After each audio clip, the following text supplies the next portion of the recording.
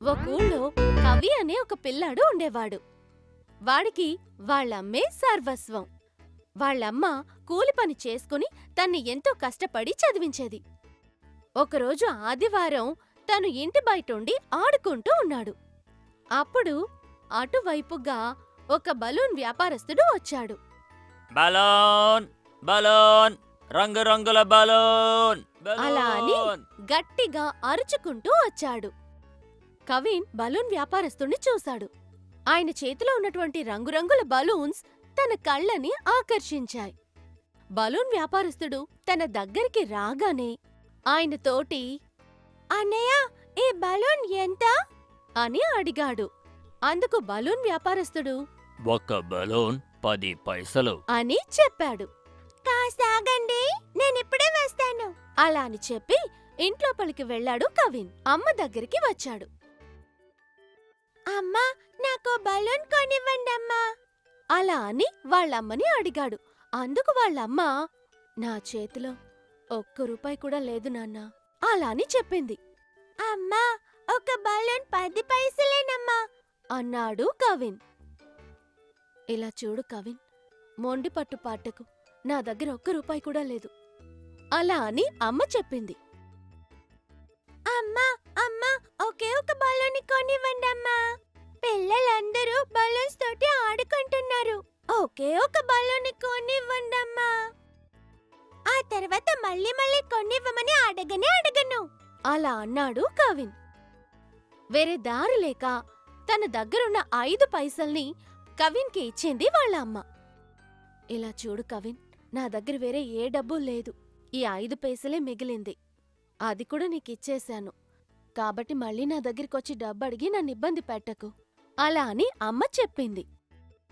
వేరే దారిలేక ఆ 5 పైసల్ని తీసుకుని బయటకొచ్చాడు కవిన్. బలూన్ వ్యాపారస్తుడు అక్కడే నిలబడ్డాడు. తన దగ్గరికి వెళ్ళాడు కవిన్.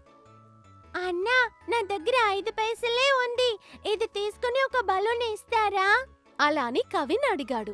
వెంటనే బలూన్ వ్యాపారస్తుడు, తమ్ముడు, ఒక్క బలూన్ 10 పైసలు. 5 పైసలకి నేనిస్తే నాకు నష్టం ఏర్పడుతుంది.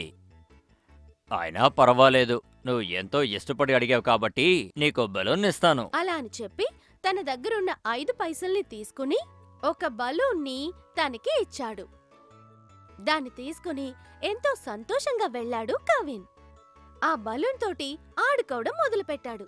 అదే సమయంలో ఆ బలూన్ని జాగ్రత్తగా చూసుకున్నాడు. ఆట పూర్తయ్యాక బలూన్ను ఇంట్లో పెట్టి బయటికి వెళ్ళాడు కవిన్.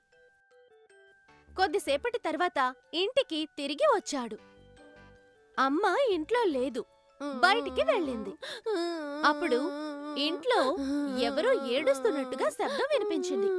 ఇంట్లో అమ్మ కూడా లేదు, అయితే ఎవరు ఏడుస్తున్నారు అనుకుంటూ ఇల్లంతా తిరిగి చూశాడు. తను పూర్తిగా చూశాడు, అయినప్పటికీ ఇంట్లో ఎవ్వరూ లేరు. ఆ ఏడుపు శబ్దం ఎక్కడి నుంచి వస్తుందా అని శ్రద్ధగా గమనించాడు. ఆ ఏడుపు శబ్దం బలూన్ నుంచి వచ్చింది. తను కాస్త భయపడుతూ అలాగే బలూన్ దగ్గరికి వెళ్ళాడు. బలూన్ని మెల్లగా ముట్టుకున్నాడు. అప్పుడు ఏడుపు శబ్దం ఆగిపోయింది. చిన్నవాడా అంటూ బలూన్ నుంచి ఒక శబ్దం వచ్చింది. నువ్వెవరు అని అడిగాడు కవిన్. నేనొక దెయ్యాన్ని. నన్నొక నయవంచకుడు మోసం చేసి ఈ బలూన్లో బంధించాడు. నన్ను బయటికి విడిచిపెడితే నువ్వేమడిగినా నీకిస్తాను అలా అని ఆ దెయ్యం చెప్పింది. అయ్యో వద్దు, నువ్వు బయటికొస్తే నన్ను తినేస్తావు అలా అని భయపడుతూ చెప్పాడు కవిన్. భయపడకు చిన్నవాడా, నేను నిన్ను ఏమీ చెయ్యను. నన్ను బలూన్ నుంచి బయటికి విడిపిస్తే నువ్వేమడిగితే అది ఇస్తాను. దీన్నొక సహాయం అనుకుని నాకు చేసి పెట్టు అలా అని ఆ దెయ్యం చెప్పింది. దెయ్యం అడిగిన మాటల్ని విని వాడికి కాస్త మనసు కరిగింది. ఆ బలూన్ని మెల్లగా తెరిచాడు. దెయ్యం బయటికొచ్చేసింది. చిన్నవాడా, నీకు కృతజ్ఞతలు, నువ్వు నన్ను విడుదల చేశావు.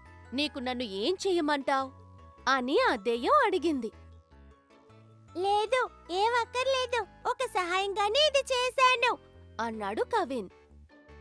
నువ్వేమీ వద్దని ఇలా చెప్పడం నీ గొప్పదనాన్ని తెలియజేస్తోంది. కానీ నేను నీకు ఏదో ఒకటి చేసే తీరాలి. అలా అన్న దెయ్యం బంగారు నాణాల్ని రప్పించి ఆ సంచిని తనకిచ్చి కనిపించకుండా మాయమైపోయింది. దెయ్యమిచ్చిన బంగారు నాణాల్ని తీసుకుని కవిన్ వాళ్ళమ్మ ఎంతో సంతోషంగా జీవించసాగారు.